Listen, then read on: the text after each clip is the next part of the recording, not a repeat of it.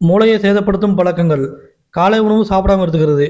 காலை உணவு சாப்பிடாம இருந்தீங்க அப்படின்னா உங்களுடைய உடம்புக்கு தேவையான புரோட்டீன் கிடைக்காம கண்டிப்பாக உங்கள் மூளை வந்து பாதிப்படையும். புகைப்பிடித்தல், மது அருந்துதல், இந்த ரெண்டில் எந்த ஒரு பழக்கம் இருந்தாலுமே உங்களுடைய மூளை வந்து சிந்திக்கும் செயலை அப்படியே எழுத்து வருங்க. அதிகமாக சர்க்கரை எடுத்துக்கிறது. சர்க்கரையுடைய அளவு வந்து என்றைக்குமே அளவுக்கு அதிகமாக இருக்கக்கூடாது, லிமிட்டாக தான் இருக்கணும். குறைவாக தூங்குறது. நீங்கள் தூங்கும்போது தான் உங்களுடைய மூளையும் சேர்ந்து தூங்கு. அதனால் மூளை கண்டிப்பாக கட்டாய ஓய்வு தேவைங்க. தூங்கும்போது தலையணையை பெட்ஷீட்டால் மூடிட்டு தூங்குறது. தலைக்கிட்ட ஏர் சர்க்குலேஷன் இல்லாதனால கண்டிப்பாக மூளையோட செயல்திறன் பாதிக்கப்படுங்க. ரொம்ப நாளாக மன அழுத்தத்தில் இருக்கிறது. நாள்பட்ட மன அழுத்தத்தில் இருந்தீங்க அப்படின்னா கண்டிப்பாக உங்களுடைய மூளை வந்து அதுவே நினச்சி செயல்திறனை மெதுவாக எழுதிட்டு வருங்க. மோட்டிவேஷனான எண்ணங்கள் இல்லாமல் இருக்கிறது. மோட்டிவேஷனான எண்ணங்கள் இல்லாமல் இருந்துச்சு அப்படின்னா கண்டிப்பாக மந்த புத்தி தான் உங்களுக்கு உருவாகுங்க. ரொம்ப குறைவாக பேசுறது. மேக்ஸிமம் பேசாமல் இருந்தீங்கன்னாவே உங்களுக்கு இந்த ப்ராப்ளம் வருங்க. அதனால் ஒரு மீடியமான பேசணும். உட்கார்ந்து வேலை செய்கிறது.